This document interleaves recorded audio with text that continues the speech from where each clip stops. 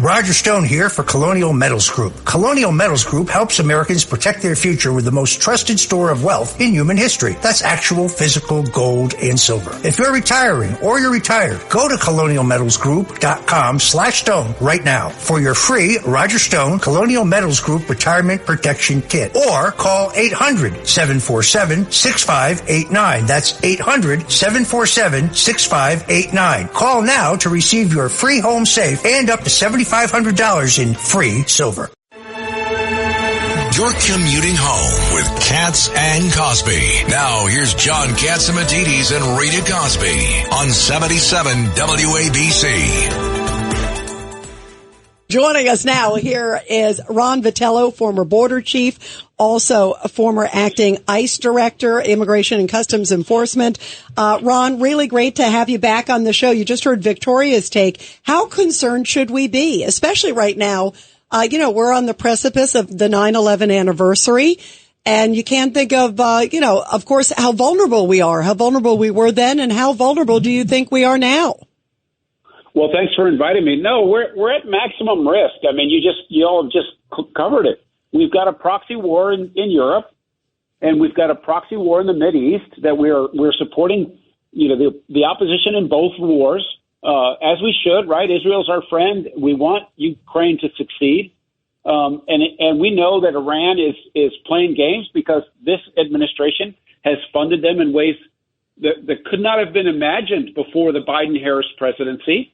And at the same time, we have a border that is in complete chaos, even with the executive order, even with the eyewash that they've painted over what's going on down there. We still have thousands of people coming to the border every single night, whether they're let in by CBP and this administration in a parole scheme that I don't think is benefiting anybody except the individuals who are being let in.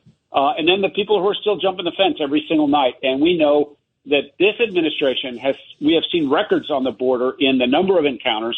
We've seen records in the number of people who have died trying to get here. We've seen record numbers of people who are on the terrorist watch list who have been encountered by CBP. And we've seen record numbers of people, what the government calls known gotaways, which means what? They've come across the border illegally, been seen by law enforcement and not apprehended. And there's almost 2 million of those people in the United States. And the effects are felt everywhere in the country. We see what's happened in Aurora, Colorado, just outside of Denver. And we know this vicious gang from Venezuela has infiltrated every large city in America and many small towns as well. Ron, I want to ask you also, as the former border chief, former ICE director, the one thing I keep hearing, and you brought up Aurora, it made me think of the governor there who was like, oh, well, that crime is just an imagination. It's not. We see it on the videotape. They look like Scarface going to the apartment building, but it's that downplaying. How important is it that we finally get an accounting? I mean, we heard today this unbelievably gripping hearing on the House side today where they were talking about migrant crime and the murders and what's really happening. These are true victims of crime. But it seems like in a lot of places they are downplaying the numbers or they're not separating it to say those were migrants that committed the crime. There's a little bit of a big game, shell game, if you will. Right. This political party, the Democrats specifically, and Kamala Harris included, they're beholden to the woke ideology of their supporters. And so they downplay what happens at the border. They blame Donald Trump in the beginning of their administration for what was going on at the border. And then these blue cities and blue mayors are happy to point the finger and ask taxpayers, in the case of New York, for what, $12 billion in the next 2 years to paper over the huge influx of migrants that they've seen every day since the beginning of this administration. And we all know, people who work for a living, people who care about their families, people who care about this country know we're never going to solve this problem if our political leadership never admits it exists. And you'll remember at the beginning of this administration, first it was Trump's fault. First it was the immigration system was broken. Then there was not a crisis. They couldn't call it a crisis to save their lives. Then they said they needed Congress's help to fix it until, about 3 or 4 months ago, they put this executive order into place, which borrows on the authority that Trump showed them how to use in the previous administration. But we're still being taken advantage of by criminal gangs, these cartels in Mexico, and would-be illegal migrants that are coming every single day. Judge Weinberg. Good to talk to you again, Ron. I'm very troubled by the deaths in the hundreds of thousands now of people dying from fentanyl because of what's going on. So you have the linkage between China and the cartels, and they're at our border, and the fentanyl keeps coming in. And there's no response by this administration. Yeah, you're correct. Year over year, of more than 100,000 young Americans dying because of fentanyl. And what if you heard this vice president? What if you heard her talk about fentanyl? It doesn't exist. She's not coming live to you from the Oval Office. She's not on the campaign trail talking about how she's going to end fentanyl or she's going to hold China to account like the previous administration of Donald J. Trump did.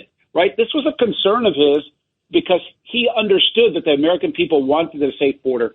The Department of Homeland Security, which I spent many years in, was created in the aftermath of 9/11 because we became victims of a lax immigration policy and not enough care to a secure border and an immigration system that had integrity. The evildoers, as George Bush used to say, took advantage of that situation. And we're in a situation now where that chaos still exists at our border, and you have these people on the Democratic side, including the vice president, Kamala Harris, who are, again, beholden to the left and care more about votes than telling the truth. They care more about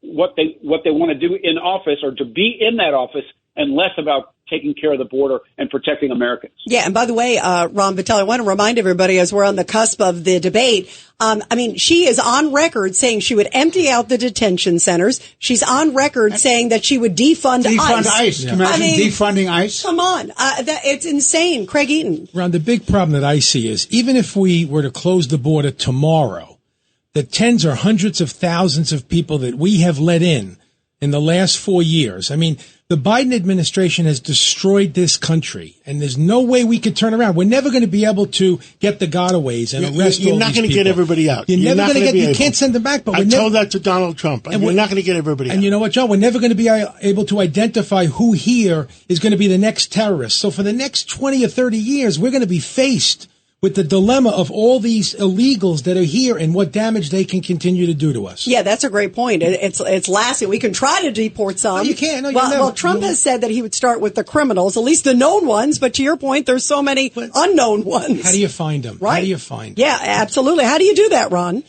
Well, it is a very difficult mission for the front line of DHS, the men and women of ICE, to go and find people who have a very thin, footprint in our culture and in our society. But do cause harm and put us all at risk. And so I agree with the president and what J.D. Vance said about we need to go and find these people and send them home.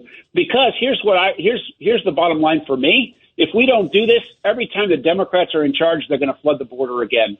And so we have to send a message.